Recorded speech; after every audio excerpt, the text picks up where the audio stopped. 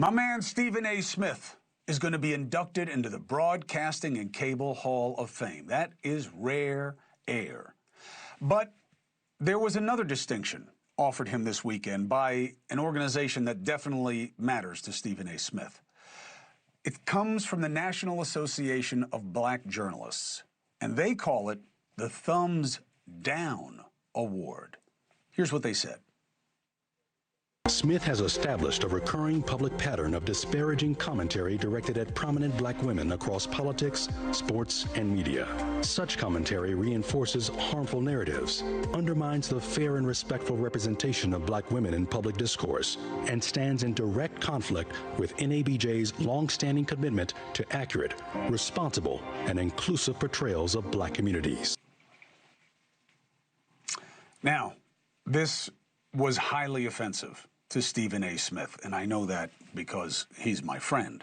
But why is something you need to hear from him.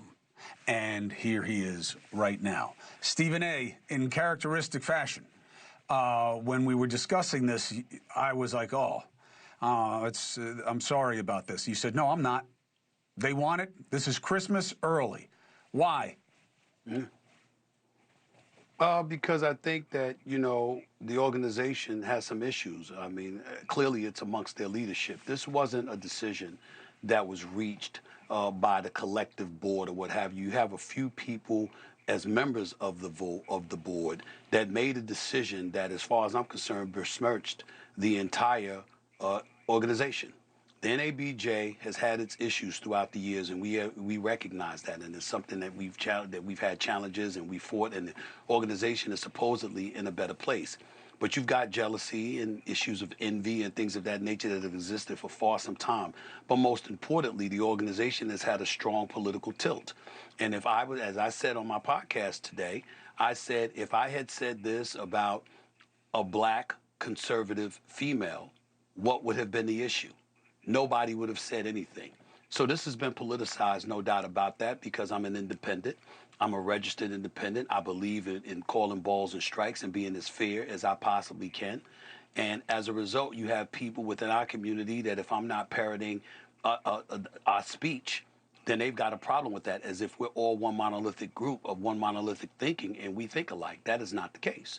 And so that's something that I've always maintained. That's something I've always spoken out about. And this is the latest example of that. I think where the offense really, really hit home was why. If you gave me a thumbs down because you don't like my political views from time to time, that's no problem. That's you're entitled to that. But to sit up there and to give me a thumbs down award 5 weeks before I'm to be inducted into the Hall of Fame, and I'm not a member of the Hall of Fame of your organization, and to accuse me of disparaging women. Well, let's go down the list, Chris. I disparaged Jasmine Crockett because I said it wasn't wise for her to go on air and curse out the president when you're representing 766,000 constituents in Texas. I said, where's that going to get you? How's that going to work for you in Texas? Did it work for her, Chris? I don't think it did. Tellerico, last time I checked, is the Democratic nominee for the United States Senate seat out of Texas. You've got Michelle Obama that was joking around and talking about how First Take was like a reality show. My response to that is that she's the greatest first lady I've ever known. I wish she ran for president. She's a marvelous, wonderful woman. My only issue with her was when she was campaigning on behalf of Kamala Harris and said a vote for him, meaning Donald Trump, was a vote against us. I said, wait a minute. Black men have loved and revered black women forever. What do you mean that's a vote against you? I said, somebody can't vote because their priority is immigration or the economy or safety in the streets or health care. Why does it have to be what you want it to be? When it came to Kamala Harris, I said, hey, you didn't even make it to Iowa in 2020. And in 2024, you bypassed the Democratic primary. You were gift-wrapped at the Democratic nomination because of Joe Biden's performance in that June 27th debate in June of 2024. But they're valuing something else. They're valuing something else, Stephen A. They're valuing, I had Senator Ron Johnson on the other day from Wisconsin, separate but related. And I was like, hey, how come you don't care about all this Arab money going into Trump's kids' pockets? He said, look, I wouldn't take it. I wouldn't let my sons take it. But look, that's for you to pick out. This is a team sport. You don't investigate your own. Do you think this is an extension of that? That, you are a black journalist. You are both of those things. But that in this day and age, you've got to pick a team, and your team would be black people, and you should not criticize them.